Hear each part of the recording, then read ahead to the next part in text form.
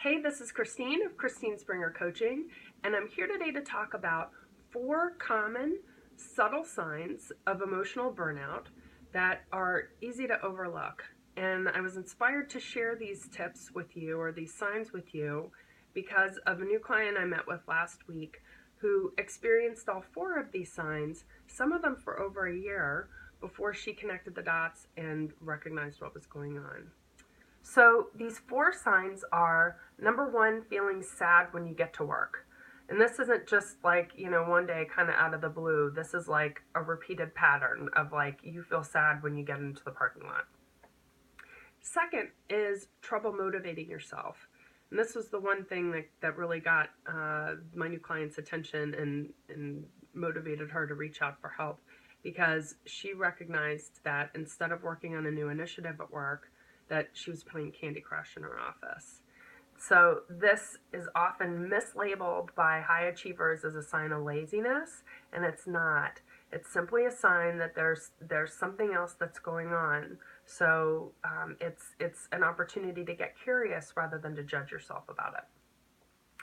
Third thing is random emotional outbursts. So either getting disproportionately angry at someone, snapping at your kids, or sometimes this may show up as like you just feel like you want to cry out of the blue. All of these are signs that there is something unaddressed inside of you. Fourth is a change in your sleeping habits. So, and the key here is a change. So, for some people it's normal to go to bed early. For some people, they love going to bed late. But if you shift your pattern, or if you notice that you are consistently waking up a lot earlier than your alarm, like 4 or 4:30 in the morning, and you may not even feel stressed, but you're just kind of like wide awake, that's a sign that something needs to change or shift for you. Now, people are oftentimes afraid of what these signs mean.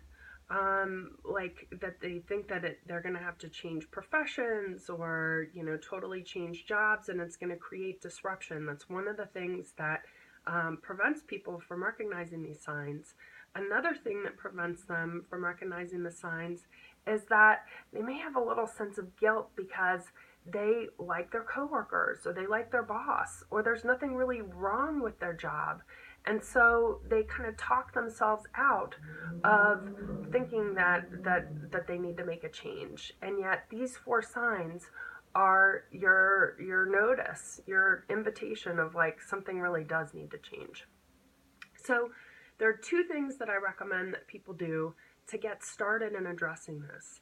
And the first is to look at what simple change you could make in how you do your current job that might make you happier.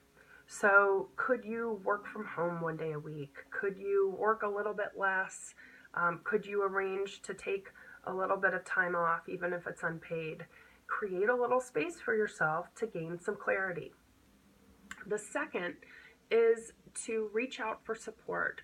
And it's important to have both personal support from your friends and your family members, and also to have some type of professional support. So some people choose to go and talk with a counselor. Other people choose to go and talk with a coach.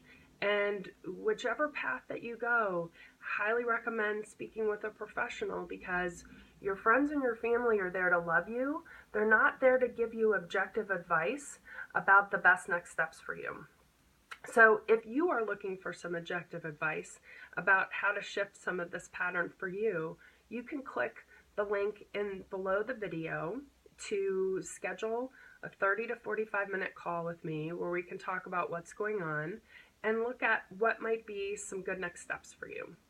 So if you are experiencing any of these 4 signs, feeling sad, trouble motivating yourself, random emotional outbursts, or noticing a change in your sleeping habits, I highly encourage you to look at both changing the how of what you're doing, and then also reaching out to cultivate some support for yourself.